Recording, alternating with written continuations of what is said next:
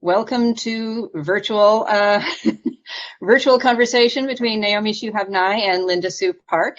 My name is Vicky Smith. I am one of the Young Readers editors at Kirkus Reviews.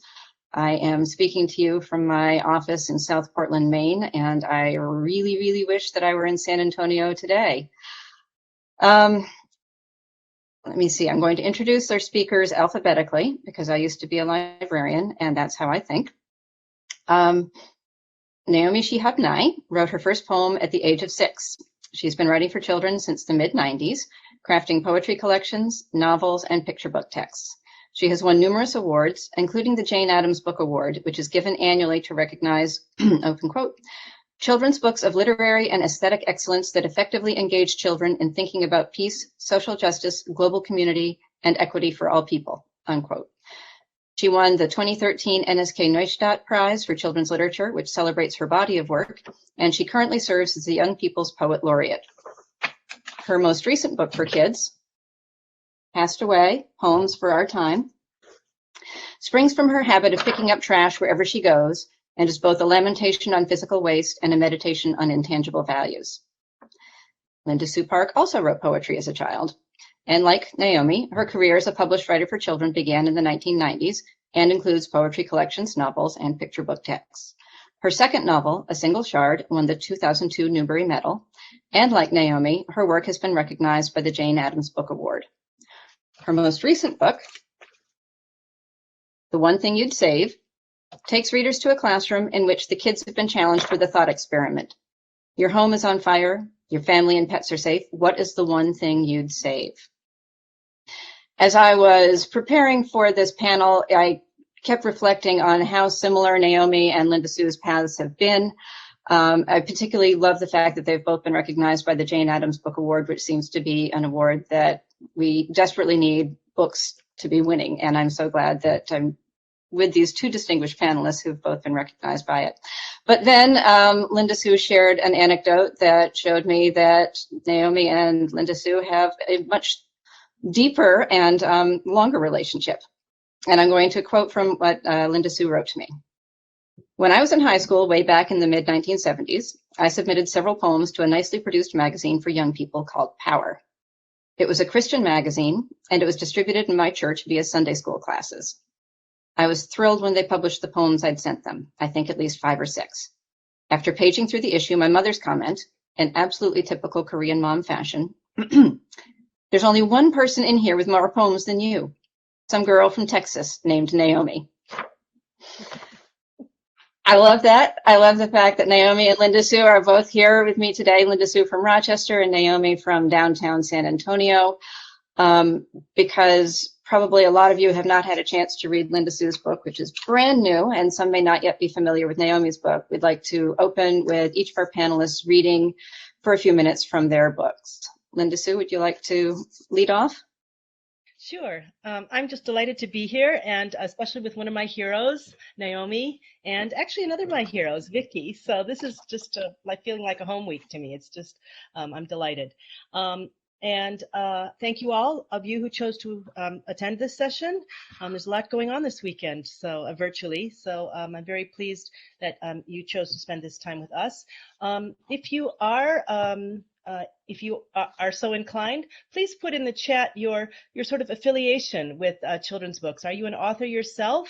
Put in that you're an author and the name of your book. If you're a librarian or a teacher or involved in children's publishing some way, I'm not looking at the chat now, but I will later. And I always love to see the people who've come and why they're here. So, and now I'm going to read a little bit. And The One Thing You'd Save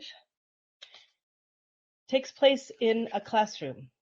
The teacher's name is Ms. Chang, and I'm going to read, I'm just going to plunge right in from the very beginning and read the first 3 poems, which will give you, I hope, a feel for how the book is structured and takes place. So this first poem is Ms. Chang speaking, the teacher. Imagine that your home is on fire. You're allowed to save one thing. Your family and pets are safe, so don't worry about them. Your most important thing. Any size. A grand piano? Fine. For once, we got good homework, not useless stuff like worksheets. Best part is, Miss Chang says we don't have to write anything down. Just think about it so we can discuss it with everyone. We're supposed to pretend there's a fire, and we can save just one thing. Miss Chang says size and weight don't matter, could be anything. And don't worry about family or pets, they're already safe. Phew. Makes things harder though, because I would have saved my Nana first. Arthritis, it hurts her to walk. If I tried to get her out, I'd have to hurry her up and tell her she doesn't need her good hat. I wonder what May's taking. Maybe I'll give her a call. Hey, that's it! My phone! I'll need it to tell all my friends, and besides, somebody's got to call 911, right?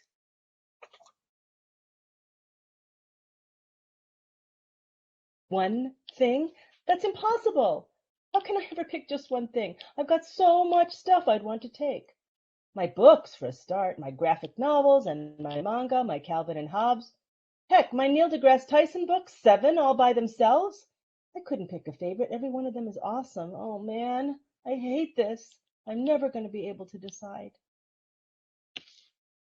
So that's how the book opens, and we continue throughout the book and throughout the classroom with the students sharing with Miss Chang and each other what the one thing they would save is. And Thank you, Naomi, Linda I think it's Sue. yours. Yeah. Linda Sue, I just love that sense of the bouquet of voices in your book and how one thing leads to another. One person's selection reminds another person of what they'd like to save. And I've read it, and it makes multiple times, and it makes me laugh and cry every time because there's such a tenderness in it on every single page. And I do think the covers of our books have crushes on each other. I think they're trying to get together. There's something going on there. And I found it very interesting that we were booked together for this panel, and I was so happy because I respect your work so much. But your book is about what people want to save, and my book is about what people throw away. So there's this kind of haunted, the full circle of life there. And this morning, as I was just digging through some old poems by kids in a basket for another purpose, I found a poem written in 1989 by a girl in San Antonio named Lisa. And I'll just read the beginning and the end of her poem because to me, it connects with my lifelong trash passion. She called her poem Driving to the End of the Earth. The world goes by quicker than you know. Notice everything. And then the last lines, and then she lists a whole lot of things you could notice out the windows of your car. But the last line is, make sure you don't miss anything. And I think that impulse in Lisa's poem is something that struck me as a kid when I would be walking home from school. I didn't live in San Antonio then. I lived in Ferguson, Missouri, a place that people had not heard of, sometimes even on the other side of St. Louis. But now everybody has heard of Ferguson for sad reasons. But Ferguson is a very old, historic, lovely community in a lot of ways. And I feel very lucky to have gone to all of elementary school there. And I would walk to and from every day. And I would feel compelled to carry my lunch sack with me and pick up things on the way coming home. So this is a habit I have kept up all my life. I guess I used to think, I'll see what's here more if I pause to pick something up. Or how could I live with myself if I passed some trash and I didn't pick it up? I mean, I remember kind of turning these things over in my mind. So this is more recently. Found one black button in a small plastic bag. You suit my mood. Where would we begin to stitch our country back together? Who will make the buttonhole? Z for zipper, but who among us could really craft one? A single silver star on a curb by Bonham Elementary. Good work, glimmering like a treasure, stronger at this moment than all 50 drooping on the flagpole. 3 wet report cards on Camden Street. Sorry, all that homework, and now even your own name has washed away. Report cards from the late 1970s, when I was reading Linda Sue's poems, dumped in a clump, smudgy grades, teacher comment areas, bare. Was someone moving and they fell out of a box? I'm tempted to leave them lying by the curb behind the Catholic school, feeling great sadness for the hard work of teachers filling in so many little boxes, dreary evaluating and judging, when what teachers love best is that spark of discovery, that great question, the shy person finally speaking from the stage. And I'll just read one other one. Guadalupe street trash. I realize I've named streets in many of these, so those of you in San Antonio know exactly where this is. Purple underpants, crushed like a blossom under stop sign. We don't want to know what could cause someone to lose undergarments out in public like that. Let's say they fell from a laundry basket. I'm carrying purple candles, mountain laurel fragrance, from the Root Candle Company. Almost want to light one right here.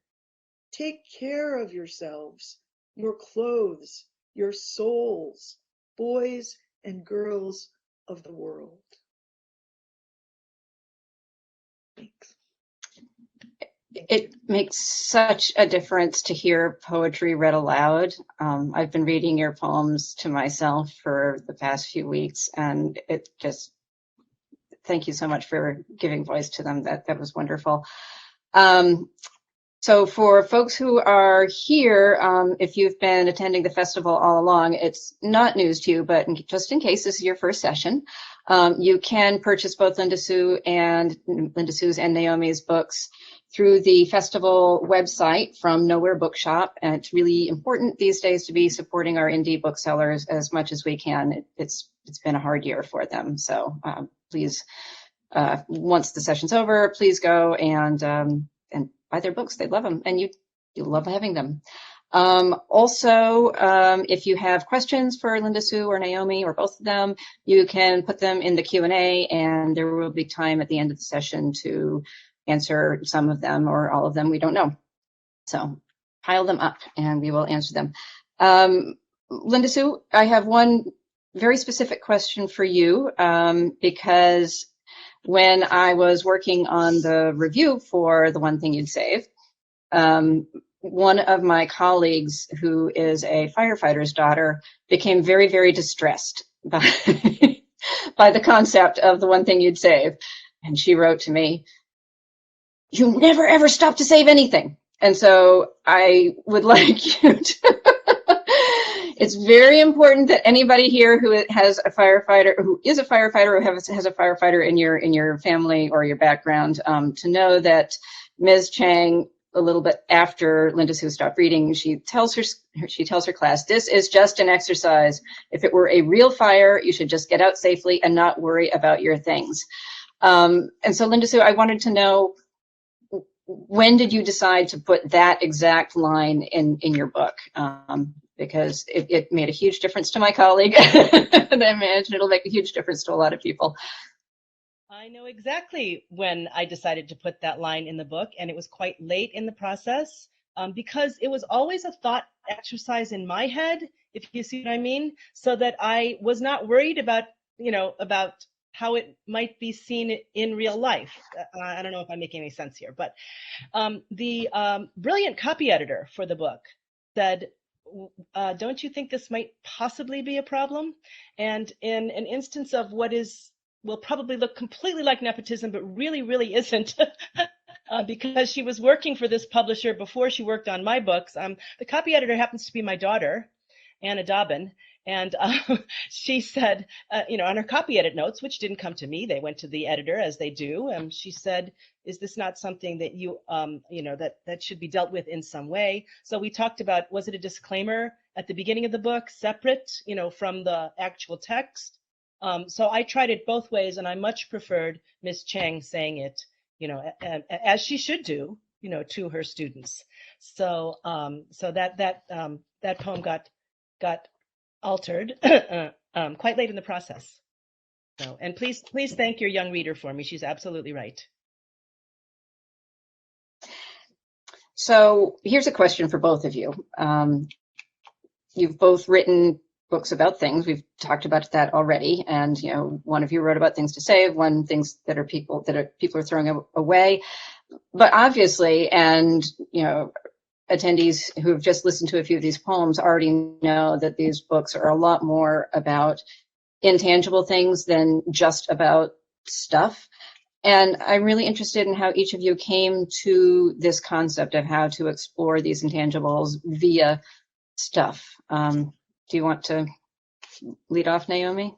Well, I'll just jump. You know, there is a series of poems in my book as well called Trash Talk.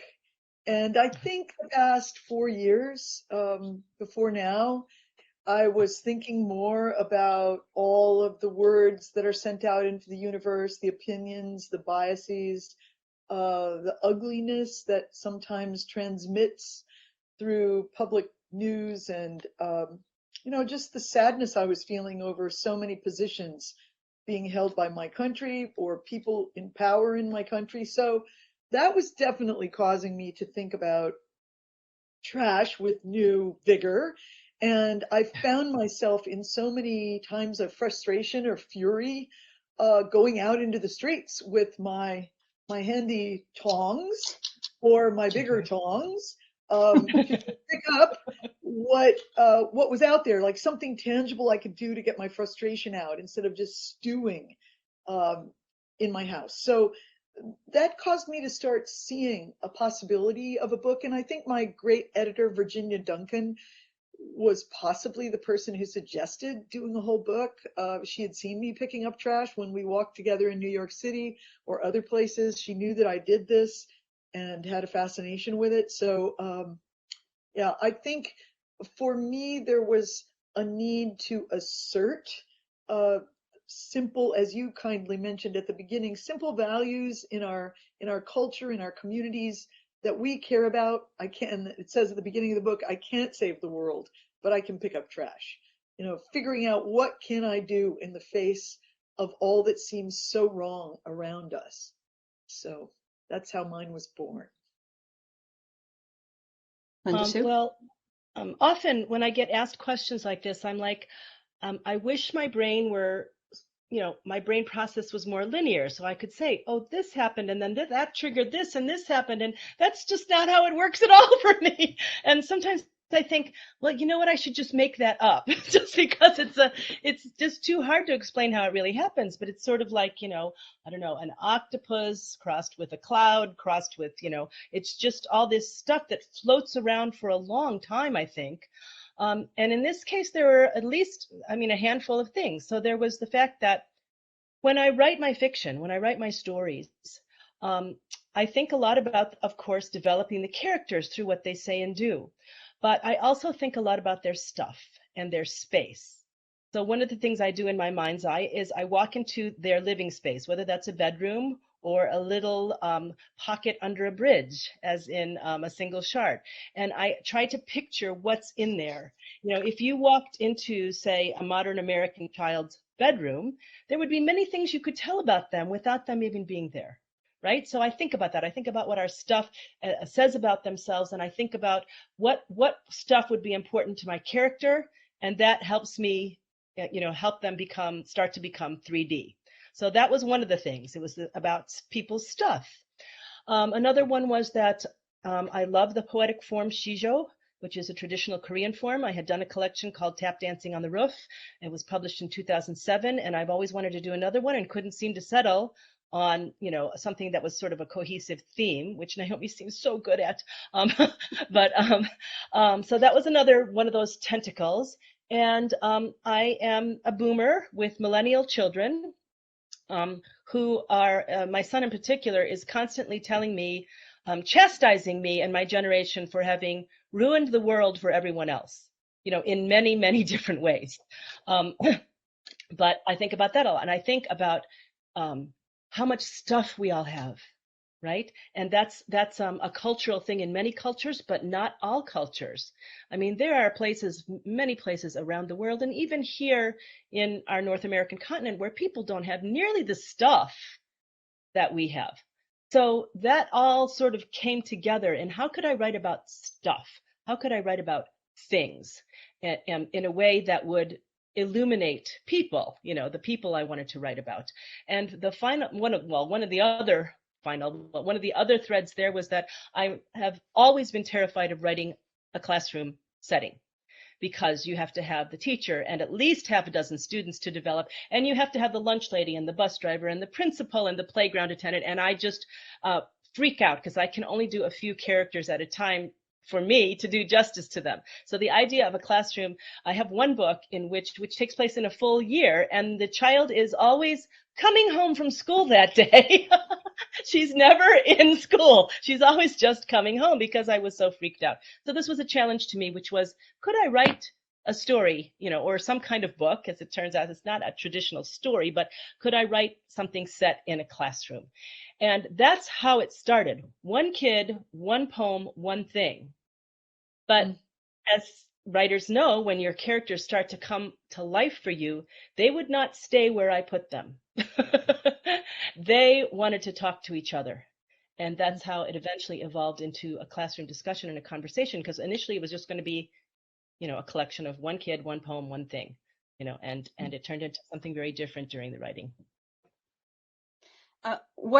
This may not be something that you can answer easily, but I am interested in what about Shizhou is so appealing to you that you wanted to write a whole book in Shizhou. And tap dancing was also in Shizhou, right? Right, that's right. Yeah. So part of it's a kind of sort of, I guess, ethnocentrism, in that everybody knows about haiku, you know, which is very cool, but hardly anybody knows about Shizhou.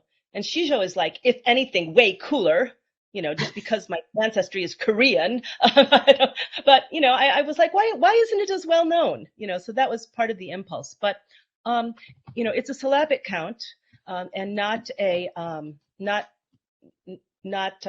metrical or rhyming form, the way some more familiar Western style poetry is, right? So, and for me, and I'm sure Naomi will agree about this, I am so grateful that even when I write fiction, that I grew up writing nothing but poetry. I didn't start writing fiction until I was in my 30s. You know, I wrote nothing but poetry all that time through the power years and on.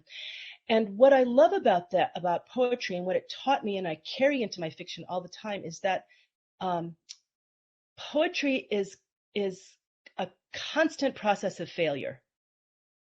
You write a line and you either delete or cross it out. You write a line again, you remove a word or replace it or cross it out. And you don't think anything of this. It's not a huge, you know, it's just automatic. Oh, that doesn't work.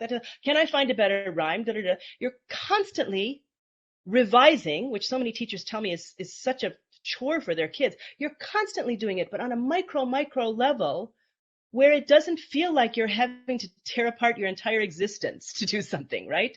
So it's, I mean, nothing taught me the concept of failing up the way poetry has done. And so that's, Shizhou does that for me. You know, you have to get it into this very, very condensed form. How can I make these kids sound as distinct as possible from one another in that within those parameters? So I've always thought of form not as a limitation, but as a support. You know, it's helping me. It's helping me get those words down to their as distilled an essence as I can. Thank you. So Naomi, Castaway doesn't have the same kind of formal restriction that Linda Sue imposed on herself and was freed by. But I, you know, every poem clearly has been very, very carefully thought out, and you've got some that are sort of shaped poems and some that are haiku, or haiku-ish anyway. And could you talk about how you arrived at your forms? Well, I really admire the discipline of doing the form, Linda Sue, that you used. And I'm just a devoted open form free verse person, but I am also a devoted person who loves to revise. So even when my poems look very simple, as if they just came out that way, or I didn't revise at all, I probably revised a lot. So I've tried many forms through my life, especially when I was younger, but I just always come back to the open form and the free verse. And in this book, the poems just seem to, the more you write, poems often just seem to find their shape as they go. When you work with the shapes, sometimes you change the shapes.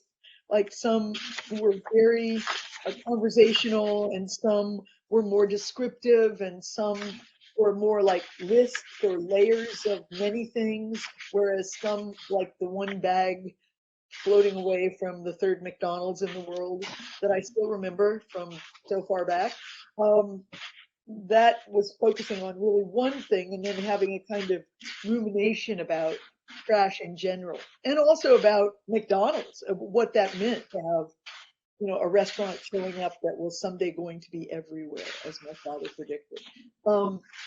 So for me, it's like a playground of looking at the words on the paper and readjusting them, and kind of developing a relationship with them in every single poem.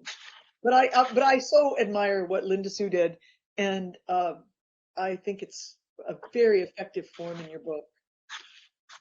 Thank you. I mean, I think the other thing, I think the other thing I just wanted to insert quickly is that, you know, this idea, once again, that because we're writers and we're professional, or we make our living, or at least try to make our living at it, that there's some kind of magic to our writing. So I think there are 34 poems in this book. And to get to those 34 poems, I wrote more than 100. And I threw away so many. And there were so many that were so bad, right? So, you know, you start to get published or whatever, and you get an award or two or whatever. It doesn't magically make you a wonderful writer your first time out every time, you know. I mean, the number of words that I threw away far exceeds the number of words that ended up in this book. Yeah. So especially, I try to especially impress that on young readers and writers when I'm talking to them. And it also takes away the burden of being perfect in a first draft, which nobody is. So you don't have to be. And that's part of the playground aspect of it. You know, you're out there looking at things, seeing how things might go together. Linda, you talked about talking to young readers a lot. And I'm interested in what both of you feel poetry does in terms of helping you reach your audience that novels or other types of writing may not. I think, Linda, so you're better known as a novelist. Naomi, you're better known as a poet, but you've clearly got facility in lots of different forms. But what does poetry do for you in reaching kids that you don't get from prose? Well, I think that it's a little bit of a tough one for me, because when I am asked to speak in schools, it's almost always about my fiction, right? I hope that will change with this new book.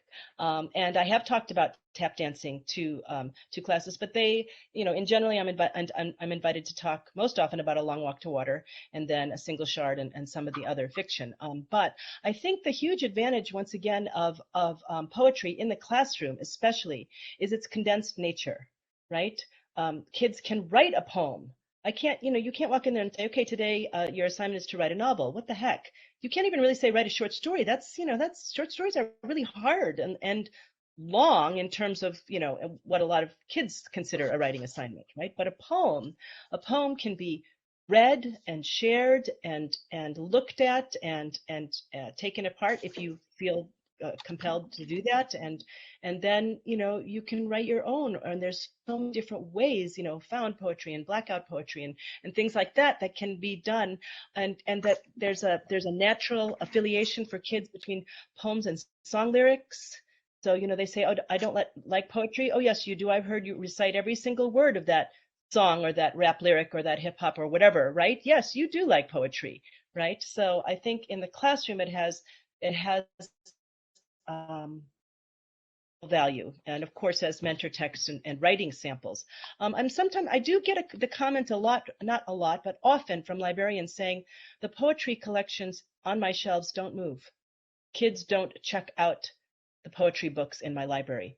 And I think that just sort of reinforces what I'm saying, that it's supposed to be a shared experience. You know, it's supposed to be a read aloud and how do you feel and let's talk and this sort of thing. And that's why it's suited in the classroom, and the individual reader and the individual book of poetry. You know, and certainly there will always be kids like Naomi and me who did check out those books, right? But for the vast majority, they are looking for those sort of more narrative forms in whether that's the novel or the graphic novel, or when they're younger, the picture book. So for me, I really depend on those teachers and librarians to say, you know, we're going to do some poetry today because it's a condensed experience and one that's meant to be shared. Naomi, you do a lot of work with kids and poems, right? Yes, and I once heard our beloved Rita Dove say, poetry is the most immediate, intimate genre. And that really struck me because I often have told kids, we're living in poems. There are poems all around us every day. And our job is to try to see some of them, pay attention to them, like that feeling of being really aware of particular moments. So with kids, I've always tried to get them just to focus on a moment which shines for them, or a moment which connects to some other moments in a way that feels compelling, or like an image or a description, or something magical suddenly happens. Strange things are in the same room and they wake up to some new thought. And there are so many things that poems can be, but they are something very easy and tangible to talk about with a big group of kids, whether virtually this past year or embodied with them. I noticed that someone has asked us if we're fans of Found magazine, and I have not found magazine yet. I need to find it, but this is not the first person who has asked me that. So I apologize that I'm not, that I don't know enough to say, but I have been told before that I need to find it. Linda Sue, do you know Found magazine? No, well, we better both go together and find it. I can tell you that the URL is foundmagazine.com with no fancy spellings, so it's fairly easy to find it if you've got a computer. Well, I have just discovered. I regret I don't know Found magazine yet. Yes, I will be heading there today. So thank you. There's also a question. Let me see. Kristen wanted to just, I think, nail down exactly how to find Shizho, and Naomi and I both very dutifully defined it and wrote it down for people who can't actually read what we are writing because we were in the backstage chat. So Linda Sue, could you spell and pronounce your verse form for Yes. Kristen? So in English, it is spelled S-I-J-O, and it's pronounced Shizho. Okay. Now, there are a couple of different places. At the there's just a very brief note at the end of The One Thing You'd Save, but at the end of Tap Dancing on the Roof, my first collection, there are tips on writing Shizho for teachers to share with students.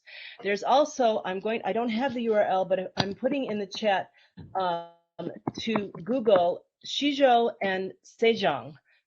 So that's in the chat now. And this is a wonderful website promoting Korean culture and literature. And it has an extensive Shizho site, including videos, examples, and sample lessons for teachers to use.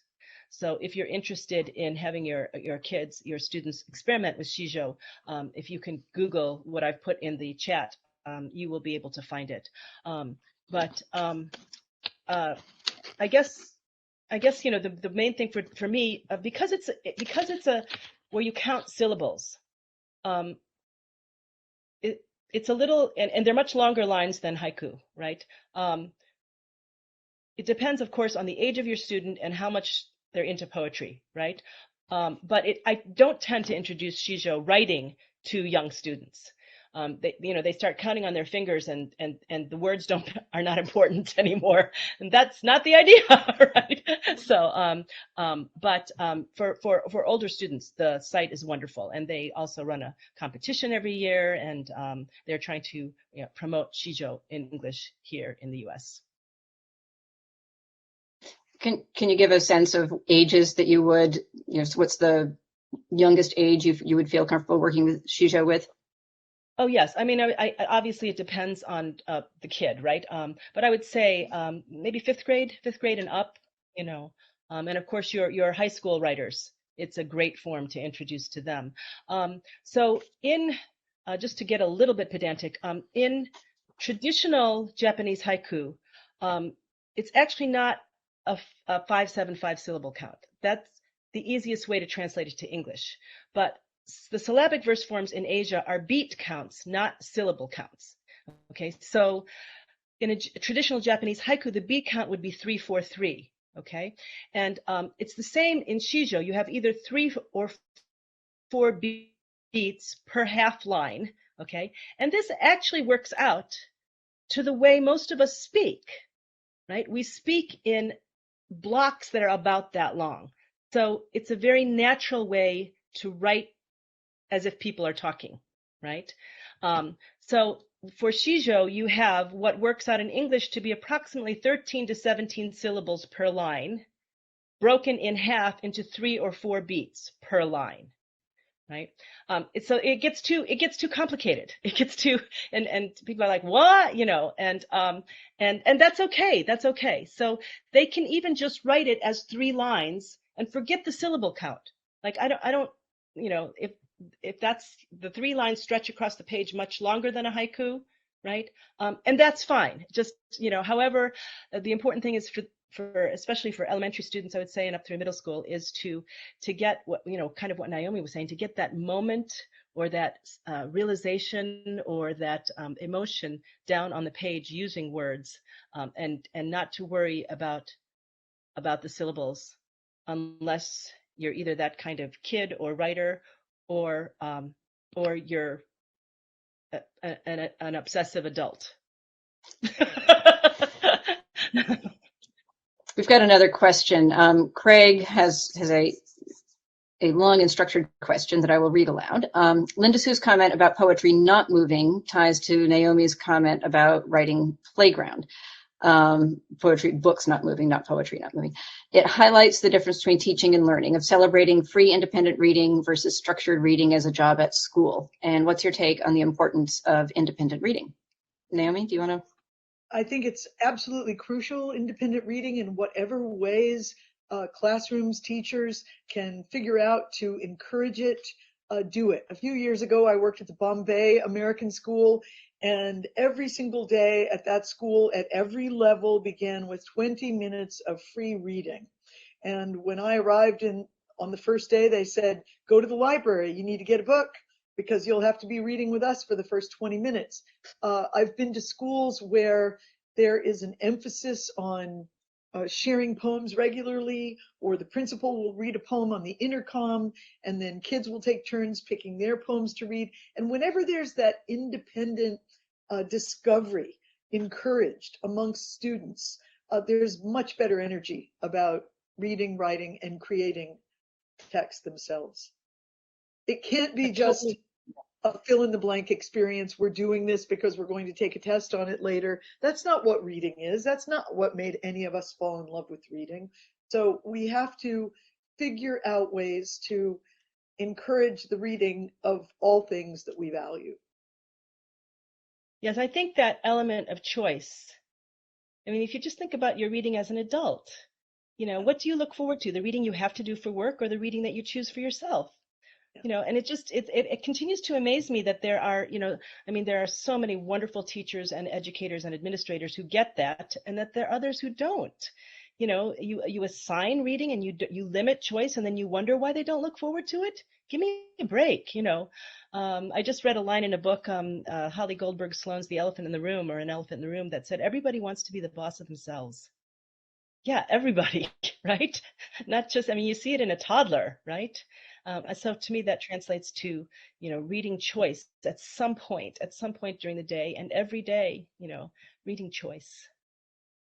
And I'm going to put my librarian hat back on and consider what reading is expansively. I think a lot of times, if you are a person who is a fiction reader, you love reading fiction, there's often, you may not consider something that isn't fiction reading, but kids who are reading baseball scores, who are reading video game cheat codes, who are reading how to build a rabbit snare, books and magazines and material that is not often, or not, I shouldn't say often, but not always valued in schools. Kids who are devoting their time reading that are in fact reading. They're reading for information. They are understanding what they're reading, and it goes towards making them a reader. So give them choice, but also understand that what reading is can take a lot of forms, and that may not be instantly recognizable if you are a particular type of reader. Naomi, you had a... in my 5,000 years working in writing workshops in schools, there would invariably be somebody in a class who would say, "I'm sorry, miss, I'm totally blank. I have nothing to write about. Nothing has ever happened to me. Nothing's in my mind."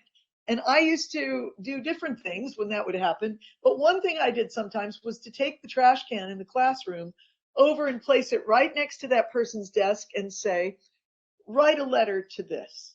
And invariably, that would turn out to be the most appealing poem in the class. And that person would receive applause afterwards. The poem would be heartfelt, funny, because everybody has a relationship with a trash can. So, just finding ways that you can make text, either the books that are already written or the things you could write, feel as close as that. My relationship with something so near me that I don't even think about it. Ironically, when Castaway came out last year, we were going to do a teenage walk around San Antonio pick up trash event, which I was very excited about. But of course, we didn't have the book festival happening in person, and we couldn't do anything. And also, it came out right when no one wanted to touch anything. You didn't want to touch a doorknob. You didn't want to touch groceries. You were terrified of everything. So that was very bad timing for my book. But now that we're feeling a little more confident that we wouldn't get it if we wore a glove with the tongs and picked up trash and a mask and a bag, I hope that people will just start tending again this world that we've been sharing through the past strange year, and see how much is already around us. Because one thing I find out when I go to pick up trash, I don't come home thinking about trash. I've had so many other ideas. I've seen people along the way. I've seen a plant blooming. I've listened to different birds. Yesterday on the trash panel, the panelists said, someone said, "There are no trash birds." And I just thought that was such a great quote. I wished I could have used it in the book. No trash birds. And No Trash Walk is only about trash. It's about reconnecting to the stories of our lives. Naomi, the next time we're in the same space, I want a trash walk date with you. Let's do it. I'm ready. I've got gloves, I've got everything. One other thing that I've somehow brought to mind, which is just, sort of one of those tangentially related things, is one of the most successful writing exercises I do when I'm in a classroom, which is they bring a piece of work that they've been working on so that everybody has something. And we look at one sentence, right? So they pull one sentence from their work, and they put it at the top of a blank word processing screen. And then I say, ready, set, go, and they have 5 minutes. And they have to rewrite that sentence as many times as they can. And I want their fingers flying. I don't want anybody to think. And what I walk around the room saying is, I want you to write terribly. I want you to write crap. No, write worse than that. Come on, you can do worse than that. Write worse than that. Worse still. And we're getting through the 5 minutes. And I'm like, you've got 1 minute left. You should write the worst sentences you have ever written in your life, right? So they're kind of laughing. And, somebody's always saying, I can't believe you're telling us to write badly, but everyone's fingers are flying. The kids who don't write or aren't writers, they're like, you want one sentence and you want it bad. I'm your man. they're so into it, right? And I tell them that is how I write every one of my poems and every one of my novels. I assign myself a tiny task, and then I give myself permission to write horribly, because I'm going to revise and revise and revise and revise and revise eventually. And that's part of the revision. But yes, write bad, write awful, write worse. Come on, you can do worse than that. I'm yelling at them. And it works so well. and write a lot. You don't just have to write one sentence and that's it forever. Keep trying. Yeah, yeah. We have eaten up our session time. Thank you both so much. I'm struck at how much conversation was about writing that you throw away, that we've talked about over the past 45 minutes, as well as things that we throw away or don't throw away. So much wisdom and joy in both of these books and in this conversation. I'm so grateful to have been able to be here with you. Please remember that you can just click on the buy the book button and it will take you to the Nowhere Bookshop and you can buy Naomi's and Linda Sue's books. And gosh, let us hope that we are all together in person someday. Thank you so much. Take care. Thank you, Vicky. Thank you, Naomi. Thank you, everybody, for coming. Thanks for coming. Thank you, Vicky.